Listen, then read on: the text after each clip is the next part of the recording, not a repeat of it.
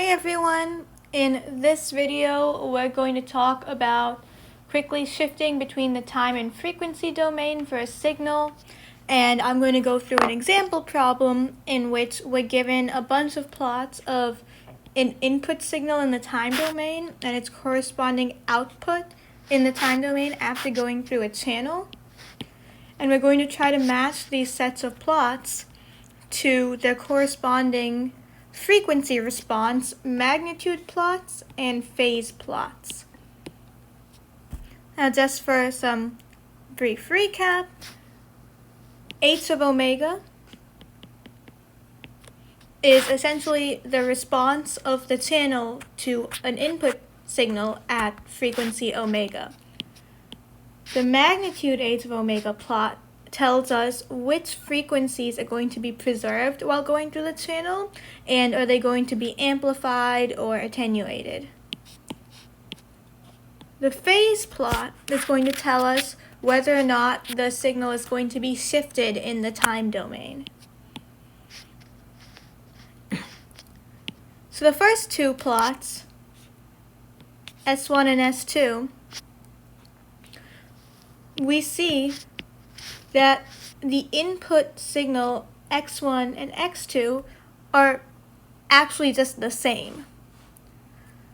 But if you look at the output in y2, it looks like only the low frequencies have been preserved because we now have this slow moving graph, where in y1 of n, we've been able to preserve these high frequencies as well to make these much more tighter plots that more closely reflect the original x1 of n. We also see that y1 of n and y2 of n are not shifted with respect to x1 and x2. The signals all still line up in the time domain. This means that the phase should be 0 for both x1 and y1. For the s1 and s2. And for the magnitude plot, S1 should let higher frequencies through as well, while S2 is only letting low frequencies through. So now that we know that, let's go check out the plots we have. And our first criteria is that our phase is going to be 0, so we see that satisfied in H1, H4, and H6. H1 and H6 should stand out to you as looking pretty similar, except for the fact that H6 is wider and H1 is narrower. We also know this can't be H4 because H4 seems to only be preserving this really high frequency signal at the ends, where we have low frequencies being preserved in both of them. Really, all frequencies that are in the original graph are being preserved. So we know it can't be H4. So now we're between H1 and H6.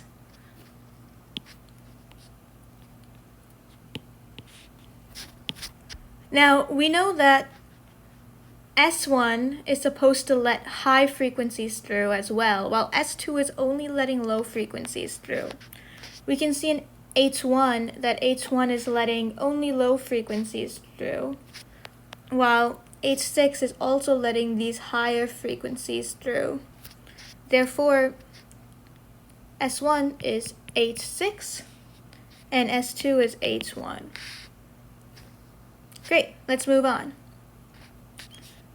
For S3, we have two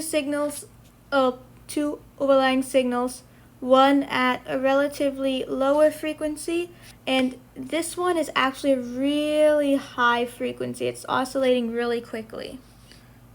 But the output only has the high frequency signal preserved, which means that S3 must be getting rid of lower frequencies and only preserving higher frequencies. We also know that the phase should be 0 because there is no movement in the time domain. This signal isn't moving left or right. So we're going to go back to our magnitude and phase plots. We've already matched H1 and H6 to something, so we can't use them anymore. The only plot left that has a phase of 0 is H4. We see that H4 gets rid of all of these low frequencies and only preserves these high frequencies, which satisfies all of our constraints. Therefore, S3 is H4. Great, let's move on. Now, Y4 of n and Y5 of n look pretty similar. They also have the same input signal. X4 of n and X5 of n are the same.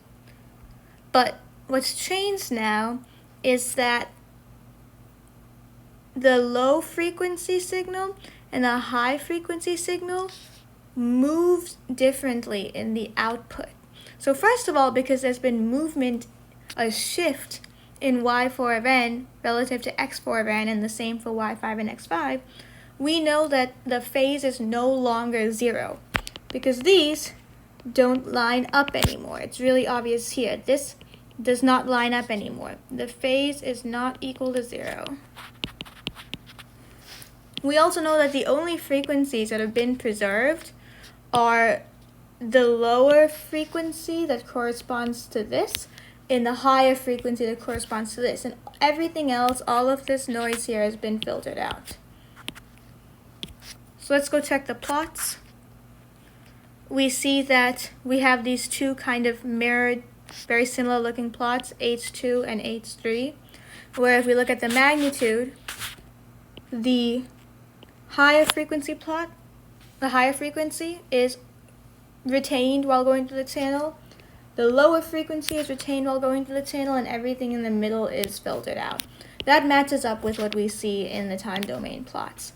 Now we have to take a look at the phase plots to figure out if H2 goes to S4 or S5. So the observation we should make when looking at these plots is that here the higher frequency moves right and the lower frequency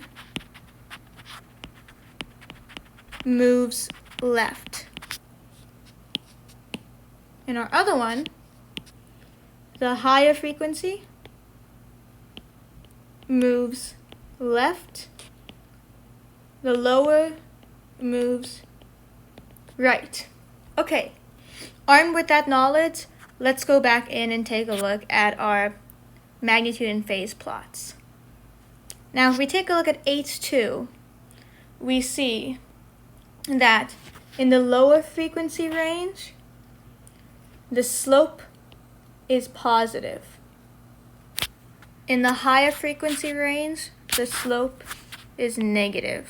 I'm going to do these in different colors so we can really see the contrast. Slope is positive, red. Slope is negative, green. If we look at H3 on the other hand, the slope is negative for the lower frequencies, and it's positive for the higher frequencies. So now we see the same kind of mirroring effect that is happening in the time plots. Now, in Y4, the higher frequency plot moved to the right. In H2, we see the higher frequencies in the phase plot are negative.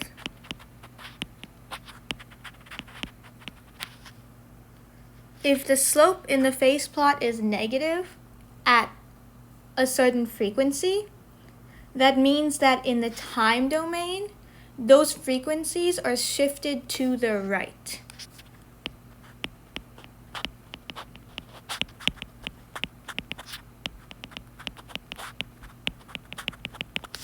A negative slope means a right shift. Here, we have a positive slope, which means a left shift.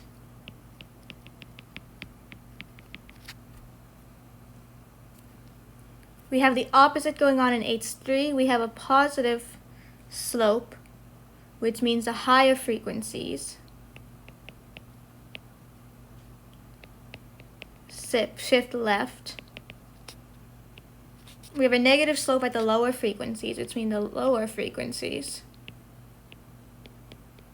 shift right. Now let's try to match those up. We look back at S4. In S4, the higher frequency shifted to the right and the lower frequency shifted to the left. In S5, we have the higher frequency shifted to the left and the lower frequency shifted to the right. Now we said for H3, the lower frequency should shift to the right, which happened in S5. We also said the higher frequency should shift to the left, which also happened in S5. Right, left. Therefore, S5 corresponds to H3. Now you can just take a look at the opposite for H2. You see that the higher frequency shifted to the left, the lower shifted to the right, and S4 corresponds to H2. Now the last thing we have left to answer is the frequency response of S6. Now the only one left, after I cross out all the ones we've done, is H5.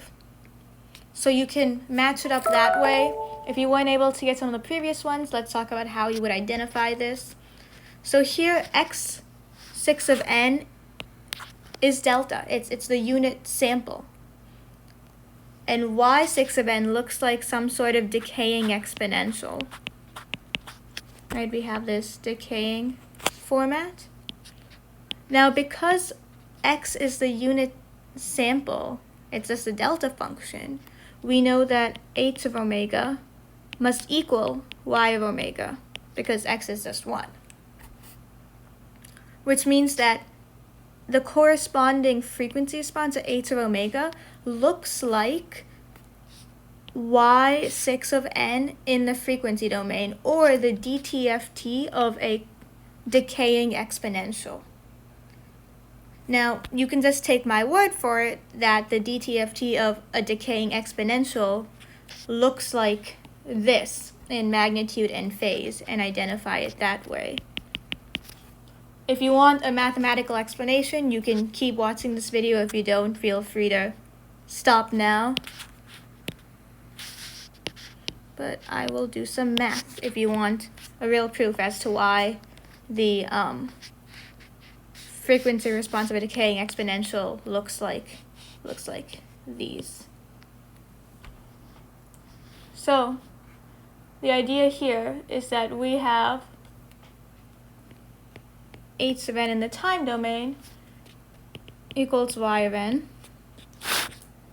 which is equal to u of n e to the negative alpha n. Now, where did I get this from?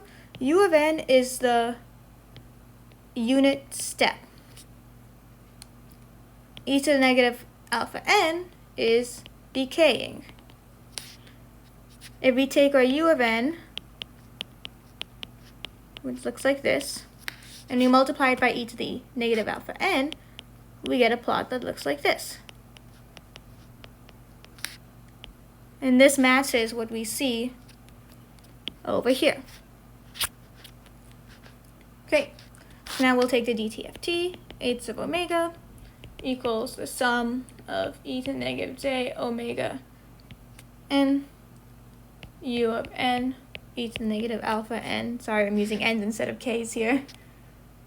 Which, because this is a real signal, we know equals sum from 0 to infinity of e to the negative j omega plus alpha n.